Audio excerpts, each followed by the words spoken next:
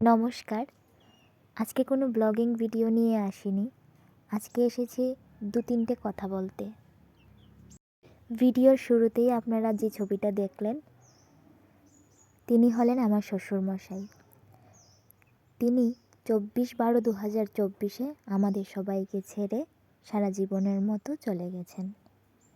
ওনার বয়স ছিল 75+। উনি কিডনি পেশেন্ট ছিলেন। ৪-৫ বছর আগেই ওনাকে কিডনির প্রবলেম দেখা দিয়েছিল। তারপর থেকেই আমরা ওনার চিকিৎসা করাচ্ছিলাম, কিন্তু ২০২৪-এ ডাক্তার বলেছিল ওনাকে ডায়ালিসিস করার জন্য, কিন্তু ওনার শরীর এতটাই দুর্বল ছিল যে আমরা ওনাকে ডায়ালিসিস করাইনি। সত্যি কথা বলতে উনি ইনজেকশন, স্যালাইন খুব ভয় পেতেন, তাই আমরা আর সাহস করিনি ওনাকে ডায়ালিসিস করার জন্য। ডিসেম্বর মাসের ২৪ তারিখ উনি মারা যান, দুপুর প্রায় ১:৩০ নাগাদ। মঙ্গলবার ছিল। তারপর ওনার কাজ আমরা ১৩ দিনে করি।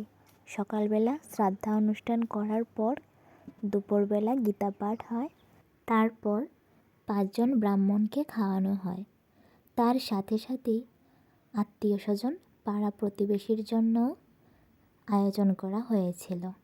সন্ধ্যার পর কীর্তনের মাধ্যমে আমরা বাবুর শেষ কাজ সম্পন্ন করি।